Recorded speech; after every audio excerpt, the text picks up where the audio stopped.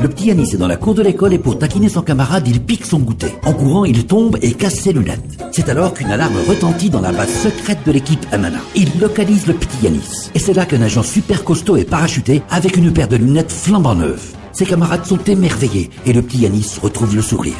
L'équipe Amana Assurance, une protection qui rassure. Amana, likum ou li'azazalikum.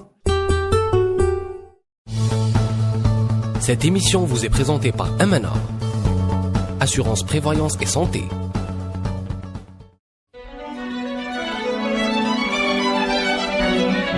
Pour bien s'entendre, il faut bien s'écouter. Rendez-vous sur M, la petite radio du Grand Maghreb. Amis auditeurs de Radio M, l'entretien a le grand plaisir d'accueillir ce matin deux grandes dames dans son studio de la place Audin, Leila Chahid et Wassila Tamzali. Bonjour mesdames. Sabah Je vais commencer par vous souhaiter la bienvenue. J'ai l'air un peu ému de cet accueil, voilà. Alors Leila Chahid, en principe la formule consacrée c'est Rani Tal-Tarif, on va la présenter comme présidente de la société des amis de Lima à Paris, donc l'Institut du monde arabe, l'Institut du monde arabe, ex-ambassadrice de l'État de Palestine en France. Aussi la Tamzali, directrice fondatrice des ateliers sauvages, ex-directrice du programme des droits des femmes à l'UNESCO. Mesdames, bonjour. Bonjour. Grand plaisir encore une fois de vous accueillir ce matin. Vous avez une actualité qui commune, la nuit des idées, ce jeudi 31 à Alger, donc un événement organisé par le réseau des instituts français dans le monde, un événement qui en fait est un événement planétaire où on parle des idées, de la force des idées, de la force de la création artistique qui est liée aux idées, et c'est à ce titre-là que nous avons le grand plaisir d'accueillir 32 ans après. Oui, malheureusement, 32 ans après mon dernier voyage au Conseil national palestinien de 87, mais très heureuse d'être à Alger de nouveau. Et ça, 32 ans, ça fait longtemps. Quelqu'un qui était ambassadeur à Paris, on aurait pensé que la fréquentation de l'Algérie n'aurait pas dû être interrompue pendant cette période-là. Lorsque vous vous occupez de Palestine, et je l'ai fait pendant 24 ans, 25 ans, vous n'avez pas vraiment le temps de voyager ni en Algérie ni ailleurs. Parce que les deux postes que j'ai eus, qui sont Paris et Bruxelles, les deux plus importants, sont des postes où je travaillais pratiquement 18 heures sur 24. Et donc, très difficile de partir lorsque vous gérez un travail avec des équipes très petites. Mais en tout cas, la retraite me permet de reprendre contact avec une ville que j'adore et de retrouver mon ami Wassila Tamzali avec un magnifique projet qui est les ateliers sauvages et de participer à cette soirée dont Wassila vous parlera plus que moi puisque c'est elle qui l'a conçue. Wassila, comment vous avez fait pour nous ramener Leila Chahid dans un programme comme ça à Alger? Là, c'est 30 ans d'investissement. Hein? Oui, en tout cas, c'est... Oui, on a d'abord Leila, et je pense qu'elle comprend l'importance, et pour ce qu'elle a aujourd'hui comme activité, parce qu'elle n'est pas vraiment à la retraite, et puis je savais qu'elle avait envie de revenir à Alger, c'était une occasion formidable. Ça a été, je pense, ça a été plutôt facile, parce que il y avait une raison très importante, très forte de venir, de défendre la place de la culture aujourd'hui, et je pense que nous sommes tous d'accord un peu. Aujourd'hui, on entend tout le temps les intellectuels arabes, les artistes arabes mettre l'accent sur la culture comme, tout à l'heure on a presque dit repli, comme solution de repli, mais je dirais comme, je préfère l'expression comme bivouac, c'est-à-dire que c'est là où on se ressource et on retrouve des énergies en parlant de cette culture. Je me souviens de la réflexion à France Culture de Oussama Mohamed, qui avait fait ce magnifique film, mais totalement désespérant film sur Alep et la Syrie. Et quand les journalistes, parce qu'en même temps c'est un film très provocateur, qui met la culture en avant du drame. Et il dit, il ne nous reste qu'une ressource pour exister, c'est la culture. Et aujourd'hui, je l'entends chez les jeunes Palestiniens qui disent, nous avons un front à conserver et à défendre, c'est le front de la culture, qui est lié, comme on sait, à l'identité, etc., à l'existence même, à l'existence. Et même ici, comme un pays comme l'Algérie, qui n'a pas de problème de territoire, bien évidemment, mais qui est un problème de changement de société, de bouleversement de société. Je pense que nous avons aussi un front à préserver, qui est le front de la culture. Alors, le front de la culture, alors j'ai entendu une phrase très forte dans la bouche de Leila Chahid en préparant cette émission. Le politique n'a plus d'horizon, la culture a un horizon infini. Oui, tout à fait. Vous savez, j'ai consacré ma vie, comme beaucoup de Palestiniens, au combat politique. D'autres ont assumé le combat militaire, puis le combat diplomatique.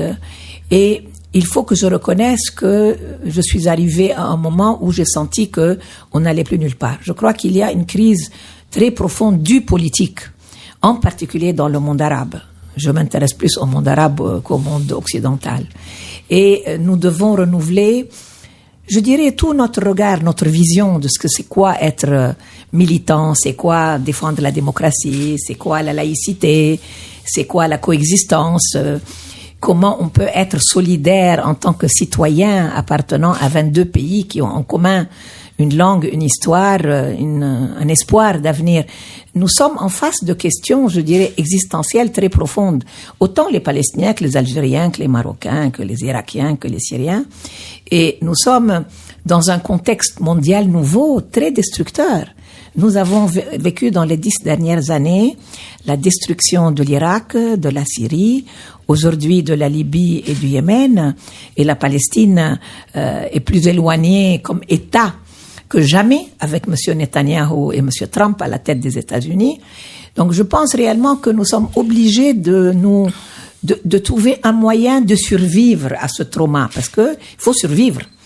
Et je pense que c'est pas une décision. Je crois que la culture, l'art, le cinéma, la musique, elle a explosé. En Palestine, en tout cas, on n'a jamais vu autant de créations, autant d'initiatives, autant d'innovations que ces dernières années, de Palestiniens venant de partout.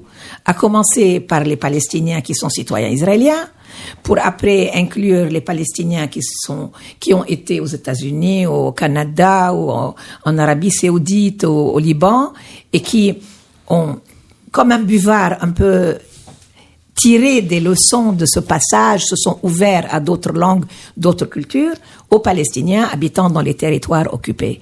Et il y a une explosion de créativité, d'expression qui est tellement forte qu'aujourd'hui, c'est peut-être les seuls lieux où vous voyez vraiment les citoyens se regrouper. Avant, on se regroupait, dans ma génération, on se regroupait pour les manifs. On se regroupait dans les meetings, où on disait des slogans, où on faisait des alliances avec des camarades algériens, français, de gauche. Maintenant, c'est dans les lieux culturels qu'on se retrouve. Oui. Et d'ailleurs, d'une certaine manière, c'est un peu triste parce que vous voyez plus de gens à Ramallah aller à des expositions ensemble ou à des débats sur les films que des gens qui vont à des meetings de solidarité. Parce que je pense qu'il y a eu, il faut le dire comme c'est, il y a eu un échec très, très profond de la politique comme elle a été pratiquée dans les dernières 25 années. Et j'aime bien le terme qu'emploie Wassila, la culture permet de se ressourcer. Elle permet avant tout de réfléchir avec le temps long et pas le temps court. On est un peu en Palestine, mais aussi dans le monde arabe, on est tout le temps dans l'actualité, dans le temps court. Tandis que je pense qu'une réflexion, je dirais une réflexion culturelle, philosophique, historique, artistique, a besoin de recul, de temps long pour pouvoir aller profondément dans la complexité de ce que nous vivons dans le politique aujourd'hui. Oui.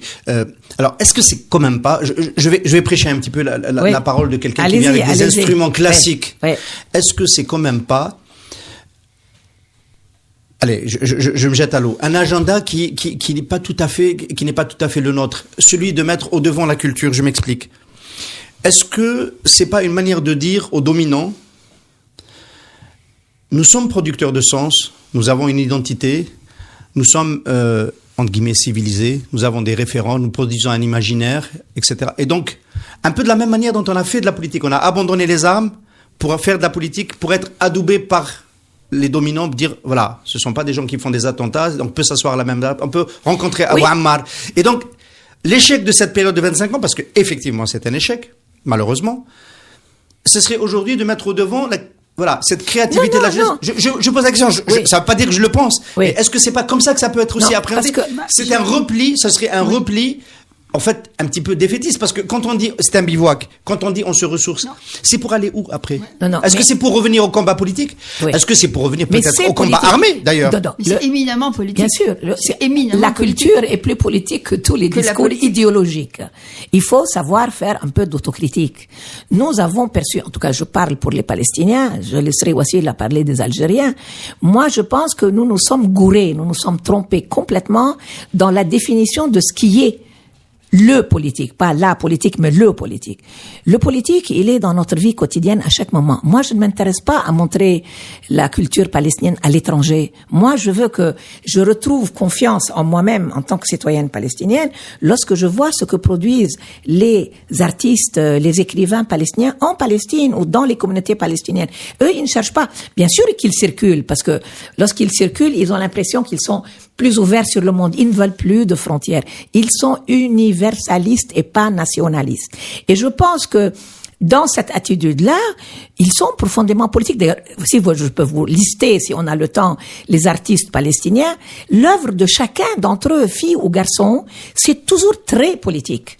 Il y a presque plus personne qui fait de l'art traditionnel, conventionnel, parce que ça ne raconte pas leur traumatisme, leur imaginaire, leur fantasme. Et ils communiquent avec les autres Palestiniens à travers ça. Sans vouloir faire régresser cette réflexion, ça fait pas avancer les droits nationaux comme Aoulad al-Hijara. Bien sûr que ça fait avancer. Dans le temps court. Moi, ce qui m'intéresse. Non, c'est pas ça. Dans le temps court. Je vais te donner ça va paraître un peu abstrait, mais c'est la vérité.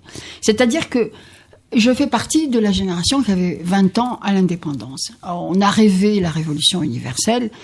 Ça a été un échec. C'est bien raconté dans votre livre. Ça a été un échec, d'accord. C'est bien raconté dans le livre. Oui, très bien. Mais ce qui m'intéresse, si tu veux, dans l'art aujourd'hui, tout en connaissant, je reconnais quelques limites. Si j'ai le temps, j'en parlerai. Mais ce qui m'intéresse, c'est que l'art et la culture, surtout l'art contemporain et l'art plastique. L'art plastique, parce qu'il dit des choses que nous ne pouvons pas toujours comprendre, s'adresse à la subjectivité et s'adresse à l'individu en tant qu'individu subjectif. Je pense qu'un des échecs de la révolution algérienne, c'est qu'on n'a pas essayé de construire à l'intérieur de ce nous collectif le je, c'est-à-dire la personne avec son affect, avec ses sentiments, avec sa subjectivité, capable de porter une révolution. Les révolutions ne se portent pas par des slogans, elles se portent par des individus. Et nous n'avons pas pu porter cette révolution parce que nous n'étions pas assez individualisés. Individu.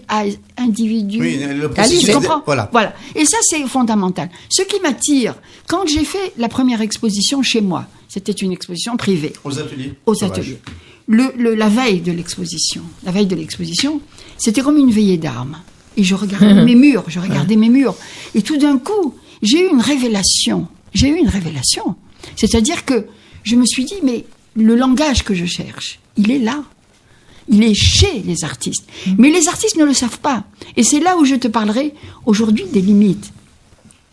Parce que certains artistes, en tout cas beaucoup d'artistes que j'ai rencontrés, expriment une subjectivité profonde, mais en même temps un rejet total de la politique, tu vois. Pas tous, hein, pas tous. Oui, là, la politique et pas le politique. On va pas mettre tout le temps ensemble. D'abord parce qu'ils sont déçus, extrêmement déçus. Certains sont abandonnés du système. Il y en a qui ont pu s'en tirer, malgré les difficultés, mais il y en a qu'on peut dire qui ont été, sacrifiés par le système. C'est-à-dire que ce système qui a voulu s'adresser à tous a fini par dégager dans son intérieur des priorités, des éléments de favorisation, d'éléments de plus petits. C'est-à-dire qu'on a voulu aller vers le plus grand, mais on a favorisé le plus petit. Et ceux qui ont eu la chance d'être dans la partie défavorisée, ils s'en sont pas mal tirés. Mais les autres, ils ont été abandonnés. Je ne veux pas ici m'étendre sur cette question parce que c'est assez douloureux pour le dire, si tu veux. Mais il y a aujourd'hui des artistes que je rencontre qui sont talentueux et qui ont été des abandonnés par l'école, abandonnés par la société, abandonnés par l'urbanisation, abandonnés par l'argent, le fric, qui sont complètement démunis. Et la grande question, si tu veux, et je la mets toujours sur le tapis, de la survie de l'art en Algérie, c'est l'aide des artistes qui créent en Algérie. Parce que si on n'arrive pas à leur donner de l'argent pour vivre, les moyens, ils ne pourront pas continuer à travailler. Alors, de ce point de vue-là, peut-être une information pour nos amis auditeurs. L'association des Amis de Lima organise un prix. Oui, la société des Amis de Lima, qui est une organisation donc qui soutient les activités de Lima, qui essaye d'agrandir le cercle des amis du monde arabe sur le plan culturel, a créé il y a 4 années un prix pour la jeune création contemporaine, où une des premières exigences, c'est que l'artiste doit avoir moins de 40 ans, qu'il doit faire partie d'un des pays arabes, et qu'il soit donc, qui propose un projet qui est sur le thème de la grande exposition annuelle de Lima. Et comme on a dit, cette année, c'est le foot. L'année dernière, c'était le canal de Suez. Et donc, cette année, nous avons pour la première fois 2 lauréats, dont Mounir Ghouri, qui va donc exposer son travail dans le cadre de l'expo qui s'appelle Le football dans le monde arabe, et qui sera exposé, parce que comme il y en a 2, il sera exposé, lui, dans le bureau du président Jacques Lang, qui a accepté très gentiment de l'accueillir chez lui, et puis qui aura une résidence d'artistes à la Cité internationale des arts, qui est une institution unique puisqu'il n'y en a pas d'autres dans le monde. Et pendant 3 mois, dans cette résidence, où il y a plus de 120 nationalités d'artistes du monde entier, il aura la possibilité de travailler sur autre chose que seulement son travail autour du foot. Et la Cité internationale des arts, dans la présidente, pourrait être... oui, la directrice générale est Bénédicte Alliot, qui donc participe avec nous à la table ronde de demain soir. Et je pense que nous avons fait un accord, nous, Société des Amis, que chaque lauréat pourra aller faire cette résidence. Et donc, les 2 lauréats cette année le feront. Mais je trouve que le travail de Wassila, de construire, d'ouvrir une possibilité. Je suis là depuis 4 jours. J'habite dans les locaux, disons, du lieu où il y a les ateliers, rue Didouche Mourad. Et je suis absolument émerveillée parce que tous ces jeunes que je connais pour la première fois, des jeunes filles, des jeunes garçons, ont moins de 35 ans. Et c'est comme une ruche d'abeilles, qui ont l'air tellement plein de vitalité, de force. C'est ça qui m'intéresse. Moi, je ne pense pas que notre travail, c'est de faire de la propagande aux artistes. Ils savent le faire mieux que nous. Mais, surtout, il faut leur donner les moyens d'exister. Et moi, ce qui en Palestine m'intéresse, et lorsque je dis que cette manifestation d'une telle intensité de création artistique, cinématographique, esthétique, musicale, elle montre la bonne santé de la société palestinienne. Après 70 ans de Nakba, c'est un miracle que notre société va assez bien pour produire de la culture. Et la diffuser. Produire et la diffuser. Alors, bien sûr, la diffusion, il y a 2 choses. Il y a la diffusion à travers les institutions gouvernementales et il y a la diffusion à travers les institutions non gouvernementales. Je peux parler pour la Palestine. Pour la Palestine, nos universités sont non gouvernementales. Nos musées sont non gouvernementaux. Nos fondations d'art sont non gouvernementaux. Et puisque nous sommes dans une radio, c'est contre Radio Libre. Oui. Sur la bande FM. Ah oui, nous, on a plein. Radio Libre, 0 radio libre en Algérie sur la bande FM. Oui, malheureusement. Nous, une 50aine de radios libres en Palestine, et qui sont très importantes parce que les jeunes communiquent comme ça. Nous sommes un pays assiégé. Nous avons des checkpoints tous les 20 kilomètres. Les gens ne peuvent pas sortir de Gaza. Ceux qui sont à Jérusalem ne peuvent pas aller à Ramallah. Ceux qui sont à Ramallah ne peuvent pas aller à Beyrouth. Ceux qui sont à Beyrouth ne peuvent pas aller à New York. Et pourtant, à travers les médias, à travers Internet, à travers les radios libres, ils ont retissé le tissu social palestinien. Qu'est-ce qu'Israël a fait depuis 70 ans? Elle a détruit le tissu social palestinien, ce qui fait de nous une nation. Nous, on a toujours été éclatés depuis 1948. Mais on avait un tissu social très fort. Et l'OLP était un peu notre patrie symbolique. Maintenant que cette OLP est en train malheureusement de perdre du terrain, la culture a retissé des liens, même si les gens sont séparés physiquement. Gaza est séparé depuis 11 ans. de toute la Palestine. Jérusalem-Est est séparée de la Cisjordanie parce que les Israéliens l'ont annexée. La diaspora, les réfugiés palestiniens du Liban, de Jordanie ne peuvent pas venir en Palestine, et ceux qui sont en Israël et qui sont citoyens israéliens ne peuvent pas venir non plus dans le monde arabe. Donc, vous voyez combien on est atomisé. La culture retisse des liens et renforce la société pour qu'on ait le temps de reprendre souffle. Parce que moi, je pense qu'aujourd'hui, nous sommes obligés de trouver des nouveaux discours. Le bivouac et le ressourcement, on a compris. Mais pour aller au-delà, est-ce que ce tissage qui se refait par la culture, par la créativité, par les jeunes, par l'art, on évoquera ensuite les supports, quel type d'art, parce que tous les arts ne sont pas à la portée de tout le monde. Est-ce que on peut imaginer que ça produise une sorte de soft power, c'est-à-dire une manière d'influencer le monde, qui soit le fruit du dominé? Ce serait la première fois. Le soft power, en règle générale, ce sont les puissants qui arrivent à le produire. Les Américains nous dominent culturellement parce qu'ils nous vendent de manière subliminale leurs référents culturels. Est-ce que c'est possible d'opposer face à un soft power israélien? Oui, bien sûr. Il y a des grands cinéastes israéliens, de grands auteurs. Il y en a un qui vient de disparaître. Ils sont d'ailleurs admirables. Ils sont proches des Palestiniens. Voilà, qui montrent une forme d'humanité chez le dominant. Est-ce que c'est possible de contre-produire quelque chose de ce type? Mais Essène, je voudrais te dire que, par exemple, si tu prends l'œuvre de Mounir Ghouri, tout à l'heure on parlait de politique, c'est quand même important de mettre l'accent sur deux choses. C'est qu'il traite du football, il traite des haragas. Est-ce qu'il y a en Algérie aujourd'hui des réservoirs politiques plus grands au niveau du dialogue? Tu as vu les manifestations qu'il y a eu contre les haragas. C'est-à-dire que contre l'abandon des haragas. Voilà, c'est-à-dire qu'aujourd'hui, c'est deux questions politiques. C'est-à-dire que des gens qui posent les vraies questions politiques. Je pense qu'il est important. Je pense qu'il les pose. Je vais vous donner un exemple. Mona Hatoum. Mona Hatoum est une des plus grandes artistes d'art contemporain aujourd'hui. C'est une Palestinienne née au Liban comme moi, de parents nés à Haïfa, qui a commencé par être graphiste au Liban, puis s'est retrouvée coincée à l'extérieur de Liban parce qu'il y a eu la guerre civile en 76, et elle a été faire des études d'art plastique, et aujourd'hui elle est une des artistes contemporaines les plus connues au monde. Elle est dans toutes les collections, du Japon jusqu'à Istanbul. Et quel est son art? Tout son art est profondément politique. Tout son art est profondément influencé par, son statut de palestinienne exilée, son statut de femme. Et il y a le soft power dont vous parlez, et c'est exactement ça. Elle a, par le biais, elle qui n'a jamais milité dans aucun parti, contrairement à moi, elle a, à travers son art, parce qu'elle est dans le Tate, elle est à Pompidou, elle a eu un one-man show au Tate, un one-man show à Pompidou, dans les plus grands musées de Londres et de Paris. Parce qu'elle parle à travers une expression qui est totalement plastique. Elle emploie du verre, elle emploie du métal, elle envoie ses cheveux. Elle tisse avec ses cheveux une kéfillée.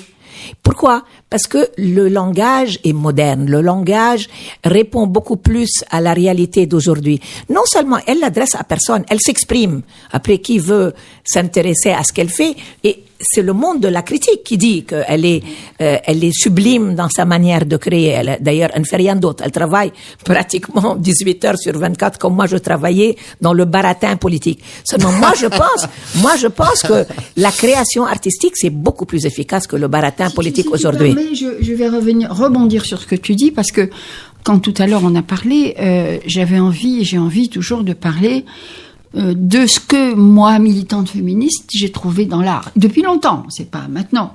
C'est-à-dire quand j'étais à l'UNESCO, j'ai quand même organisé en 85, 86, 87, 88, 89, 5 rencontres à Fès des femmes et la créativité. Pourquoi? C'est moi qui ai introduit à l'UNESCO, dans un département qui était censé s'occuper que des discriminations à l'égard des femmes, et qui ne s'occupait pas de culture, parce que c'était assez secondaire pour eux, le thème de la culture. Pourquoi je l'ai introduit? Parce que, sur la question des femmes, justement, et quand tu m'as dit ça, je pense aux œuvres de Mona, évidemment, qui sont absolument superbes, mais ce que Mona Hatoum fait en art plastique, je ne sais pas si on aurait pu l'écrire avec des mots, et si ces mots n'auraient pas été censurés dans les pays arabes. Or, ces œuvres passent. Arabe et non arabe, d'ailleurs. C'est-à-dire qu'il y a, si tu veux, une portée dans les arts plastiques qui nous permet d'aborder un sujet tabou, un sujet douloureux, sans en être frontalement les porteurs. Si bien que notre œuvre, et comme on dit tout le temps, pourquoi les choses ne changent pas? Avec tout ce qu'on fait, ça fait un demi-siècle que nous sommes indépendants et plus. La situation des femmes algériennes est calamiteuse. Au niveau du droit, au niveau de l'expression, au niveau dans la rue, quand je vois comment on a transformé les femmes algériennes. Il faut que nous touchions à la sensibilité des gens. Il faut que nous troublions. Socrate disait, quand vous voulez énoncer une pensée nouvelle, il faut d'abord troubler les gens avant de s'adresser à leur esprit. Très beau. Et c'est l'œuvre, c'est l'artiste qui peut les troubler.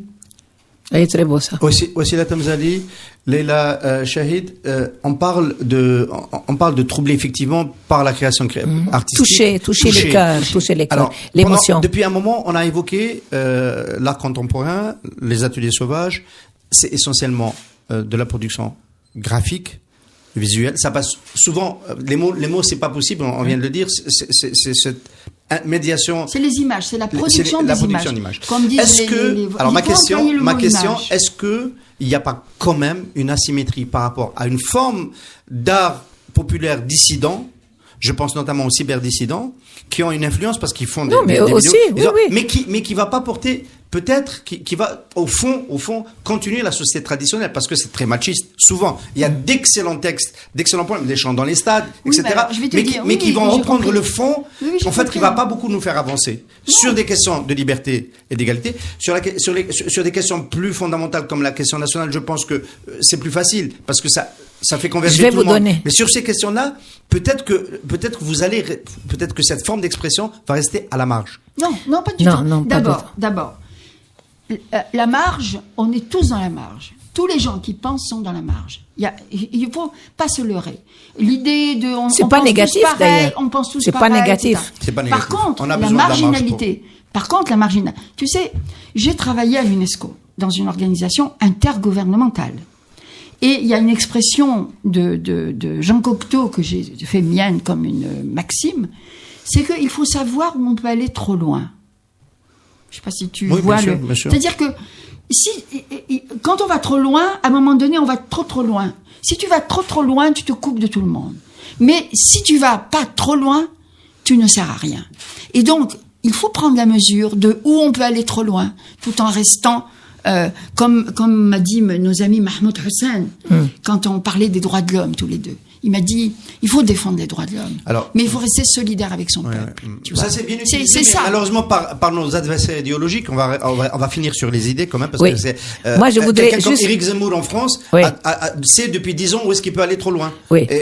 Dans un sens inverse. Je ne voudrais pas qu'on parle de ces gens-là. Non. C'est pour dire qu'il n'y a pas assez de gens, dans le sens de l'émancipation et du progrès. Il y en a, mais ils ne trouvent pas de lieu où s'exprimer. Il y en a. La preuve, qu'est-ce qu'on fait demain? On expose combien? Ils sont les artistes qui exposent à Alger demain. 17 artistes qui exposent. 17, ça c'est les choisis. Ça c'est tous ceux qui depuis 3 ans. 100 œuvres. Oui, il y a 100 œuvres. Et les ateliers sauvages n'ont que 3 ans. Est-ce que c'est normal que ça se fasse à l'occasion d'un événement organisé par l'État français? Mais oui, mais pourquoi? D'abord, il y a la critique est adressée à l'État algérien. On est d'accord, hein, c'est pour critiquer Il y a 2 événements qui vont se passer. Il y a une table ronde qui va se passer avec l'appui pour faire venir les moyens, invités, bien sûr. des moyens. Et il y a une rétrospective des ateliers sauvages. Ces 2 événements. Qui est un événement totalement local. Et ces rétrospectives, d'ailleurs, elle va durer après les événements. Et de toute façon, je l'aurais faite ce mois-ci ou le mois prochain. Je voulais faire 3 ans de réflexion. J'ai mis les 2 ensemble pour qu'il y ait une synergie. Parce que quand on a la chance d'avoir quelqu'un comme Leila Shahid, qui est une femme de culture, j'insiste sur ça. Leila Shahid est une des femmes qu'on peut dire arabes. Après, le mot arabe ici, ça pose toujours des problèmes. Non, je suis une femme arabe et méditerranéenne et palestinienne. Arabe, qui, pour moi, est une des femmes les plus cultivées et les plus capables d'apprécier l'art contemporain. Donc pour moi, c'était une occasion de lui montrer ce que je faisais. C'était plus facile de lui montrer sur les murs. Quand on reçoit quelqu'un comme Bénédicte Alliot, qui dirige la seule cité internationale des arts qui se trouve à Paris, Je trouve que ça aurait été complètement stupide et faire foi d'un ressentiment vis-à-vis des Français, de dire faites votre cuisine, je vous prête les lieux et moi je ferai mon truc après. C'est de faire les deux en même temps et de leur montrer ce qui se fait, tu vois. Donc je peux pas dire que j'ai pas attendu que ce soit un événement français pour le faire. J'ai profité d'un événement français pour faire un événement qui allait se passer plus tard. Et je pense que les artistes qui sont dans l'atelier en ce moment en train d'œuvrer sont très contents parce que s'il y a une chose qui est très importante dans l'art, c'est pour ça que nous pouvons être, entre guillemets, des donneurs de leçons aux politiques. C'est le regard de l'autre. Nous, les artistes ont besoin du regard de l'autre. Les artistes ont besoin de comprendre ce qui se fait ailleurs. Nos politiques s'enferment dans un discours autosatisfait, oui. Mais nous avons, pour avancer dans l'art, il faut avancer avec les autres. Alors, je vais vous déposer la question à des femmes du monde qui voyageaient, qui rencontraient des intellectuels, qui échangeaient beaucoup dans des forums où il y a des gens brillants et intelligents. Demain, c'est la nuit des idées. Quand on regarde un peu le monde d'aujourd'hui, on a évoqué Trump, on a évoqué un peu la déchéance un peu du politique. C'est quoi le renouvellement des idées aujourd'hui? C'est quoi l'avenir? Il y a eu des grandes périodes où les idées ont, entre guillemets, un peu commandé le monde. On a l'impression que ce n'est plus aujourd'hui le cas. Écoutez, moi je perçois l'histoire comme vraiment une dialectique éternelle. Et en 25 années de diplomatie, il faut que je reconnaisse que la seule culture, la seule institution de relations internationale qui utilise la diplomatie de la culture comme un instrument de diplomatie internationale, c'est la française. Moi, après 25 ans, je peux vous dire que je considère que les deux meilleures choses que j'ai fait dans 25 ans de diplomatie, c'est une saison culturelle à Paris avec le Quai d'Orsay qui s'appelait le Printemps palestinien, où nous avons invité 90 artistes à venir, que ce soit des littéraires ou des photographes ou des peintres ou des musiciens. Et j'ai refait la même chose, comme par hasard, avec la communauté belge francophone. Les Flamands ne m'ont pas demandé. Je leur ai proposé, ils ont décliné. Par contre, les autorités de Wallonie, Bruxelles, qui sont donc la communauté française francophone de Belgique, a fait, elle aussi, Massarat avec moi. Ça veut dire Massarat étant, et c'était Mahmoud Darwish qui dirigeait la coordination. Comme par hasard, maintenant que je regarde en arrière, puisque je suis à la retraite, c'est encore une fois ces deux saisons culturelles qui ont permis à tous ces Palestiniens artistes de venir en Europe, de repartir chez eux, de rencontrer d'autres artistes. Et je crois que la nuit des idées est une idée brillante de la diplomatie française. À mon avis, meilleure que toutes les autres idées diplomatiques qu'ils ont eues. Ça faut toutes les autres activités. Et comme vous l'avez dit, c'est 1200 activités, 70 pays y participent, plus 120 000 Françaises. Et je suis très heureuse que moi, j'ai une petite part dans ce pays que j'adore qui s'appelle l'Algérie. Et on est très heureux que ce soit Alger que le renouvellement, cette part-là s'exprime, oui. Alors, le renouvellement qui est une grande idée qu'on ne pourra pas traiter avec le temps qui reste, et que je ne saurais pas traiter d'ailleurs, même si j'avais toute la journée pour parler, je vais la ramener à une chose. Qu'est-ce qui est renouvelé aujourd'hui en Algérie à travers cette exposition qu'on va voir? Qu'est-ce qu'on peut dire? Qu'est-ce qui est nouveau au fond? Qu'est-ce qui est nouveau? D'accord. Alors, ce qui est nouveau d'abord, c'est que c'est peut-être le lieu qui a été une réappropriation de la ville pour en faire un lieu culturel. Alors. Ça, c'est très important. Un beau lieu. Très beau lieu. Deuxièmement, c'est une entreprise de mécénat. Excuse-moi de le dire, mais c'est important de le dire, pas pour moi, mais pour demander à d'autres de le faire. Ça, c'est une chose, c'est un renouvellement. Il n'y en avait pas, d'accord. La deuxième chose, c'est que tous les artistes qui sont exposés sont des artistes que je peux appeler tranquillement des artistes indépendants. Et ça, c'est très important. Pourquoi? J'ai vécu sous le règne de l'État pourvoyeur de tout. L'ANSIC, tout, c'est l'État. On a Bachir Draïs qui a une difficulté maintenant à sortir le film sur Ben Mehdi parce qu'on est dans ce modèle. D'accord. Le film sur Ben Mehdi, l'État a... Ce qui est intéressant à dire, et le cinéma est très parlant sur ce sujet, c'est qu'aujourd'hui, on peut dire qu'il y a des cinéastes indépendants. Parce que même s'ils sont aidés, et ils sont aidés par les fonds algériens qui appartiennent aux citoyens, qui appartiennent pas à l'État algérien, c'est les citoyens, c'est un fonds qui nous appartient. Mais au moins, ils écrivent leur scénario sans demander d'autorisation de faire un film. Ils l'écrivent d'abord. Ils prennent les contacts à l'étranger pour le suivi de la production, la post-production. C'est-à-dire qu'ils s'engagent et si l'État les suit, ben tant mieux. Et si l'État ne les suit pas, ils arrivent au bout de leur production. Et ça, je vais te dire, c'est l'hirondelle qui fait le printemps. Parce que, comme a dit une personne qui a participé à un des livres que j'ai écrit qui s'appelle « Histoire minuscule des révolutions arabes », elle a fait un texte sur les étudiants des Beaux-Arts. Et les étudiants des Beaux-Arts, avec ce côté algérien que nous avons, parce que nous sommes quand même le centre du monde, leur ont dit « Nous allons faire une révolution mondiale qui va étonner le monde entier, beaucoup plus que la révolution tunisienne. » Alors, évidemment, ça s'est pas passé, mais c'est intéressant.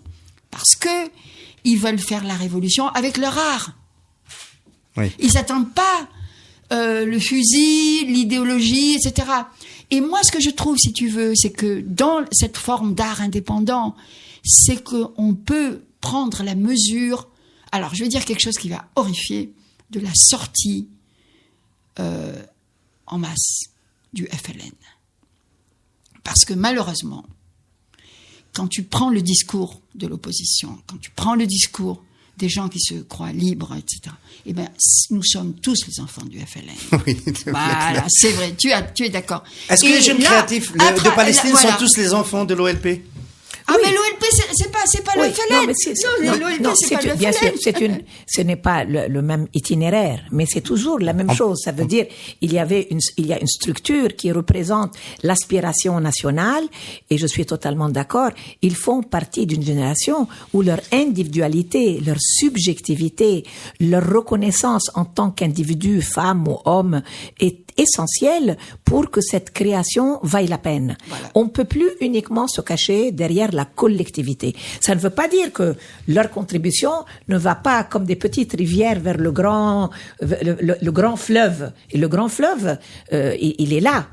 Mais leur contribution prend une nouvelle forme et où eux-mêmes se sentent. C'est pour ça que c'est vrai. Personne ne leur a commandé de créer. C'est eux qui font leurs films, leurs peintures, leurs sculptures, leur musique. Même pas leur famille. Parce que sont considérés comme des extravagants. Certains dans leur famille. Bien sûr. J'ai un artiste qui m'a dit « Personne ne me parle à la maison de ce que je fais ». Oui, tu vois, mais ne réalise pas. Je dirais que et c'est tellement important cet aspect mécénat, cet aspect de prendre conscience au niveau de la société de la place de l'expression artistique, qu'aujourd'hui nous venons d'ouvrir un musée à Birzeit en Cisjordanie, qui est un projet totalement de mécénat privé de plusieurs. Avec une Algérienne. Avec une Algérienne la directrice. Qui est directrice, Adel El-Aidi. On a une fondation qui s'appelle la Fondation Qattan, aussi d'un mécène, Abdelmohsen Qattan, Allah yarhamou, qui fonctionne. On a la plupart des structures artistiques ne sont pas gouvernementales. Parce que je pense que les États n'ont pas, je dirais même plus, non seulement ils n'ont pas compris l'importance de la culture, ils ont peur de la culture. Oui. Comme ils ont peur des médias, comme ils ont peur de la liberté d'expression. Parce qu'ils sont fragiles. Tandis que dans le monde de la culture, il y a une totale liberté, personne ne censure. Et puis, les gens décident si c'est du bon art ou du mauvais art. Tout n'est pas magnifique, hein. Oui. Mais il y a une sélection qui se fait par l'opinion publique et l'opinion avant tout des citoyens palestiniens. Merci. Ils n'ont pas besoin d'aller chercher l'approbation de la France ou de l'Angleterre. On pourrait lancer l'appel à nos hommes d'affaires qui gagnent beaucoup d'argent, peut-être de s'investir un peu dans le mécénat. Hein, oui. Par exemple, de se faire ne serait-ce que le portrait. Vous savez, quand le drapier le drapier du XVIe siècle s'est fait le portrait par Rembrandt, il savait pas que ça allait devenir un chef-d'œuvre, oui. Parce qu'il connaissait pas l'art. Donc, ça serait bien quand même que aujourd'hui, on gagne beaucoup d'argent à faire des routes, et c'est bien, pourquoi pas. Mais quand même qu'une partie aille à la culture, parce que qu'est-ce que c'est qu'une route sans la culture? La route va nous mener vers quoi? On a fait plus que se ressourcer ce matin avec la culture. On a trouvé l'hirondelle qui fera le printemps. Voilà, c'est la profession de foi de Wassila Tamzali. La Shahid, 32 ans sans être revenu en Algérie, il faut plus refaire ça. Non, maintenant que je suis à la retraite, j'ai le temps de revenir tous les mois. Si Wassila ou vous-même vous m'invitez, je serai très heureuse de revenir avec mon mari. Voyage garanti pour visiter la Kabylie. Voilà, voyage garanti pour visiter la Kabylie. Voilà.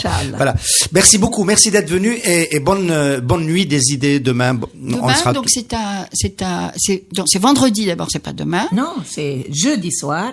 C'est vendredi soir. Non, jeudi soir. Le 31, c'est quoi? Jeudi soir, pardon. Oui, demain donc c'est soir. jeudi soir. Il reste plus que 24 heures. Hein. Ouh là là, il faut que je vous quitte. Donc c'est parce que rien n'est prêt. Donc c'est demain soir à 21h et venez à l'heure parce que à 10h, on va passer à la seconde partie qui est la table ronde avec Leila. Et c'est aux Ateliers Sauvages, Mounir 40 rue Didouche Mourad. Voilà. Merci beaucoup, merci la Chahine, merci aussi la Tanzali, merci. Le petit Yanis est dans la cour de l'école et pour taquiner son camarade, il pique son goûter. En courant, il tombe et casse ses lunettes. C'est alors qu'une alarme retentit dans la base secrète de l'équipe Amana. Il localise le petit Yanis. Et c'est là qu'un agent super costaud est parachuté avec une paire de lunettes flambant neuves. Ses camarades sont émerveillés et le petit Yanis retrouve le sourire. L'équipe Amana Assurance, une protection qui rassure. Amana, likum ou li'azazalikum. Cette émission vous est présentée par Amana, assurance prévoyance et santé.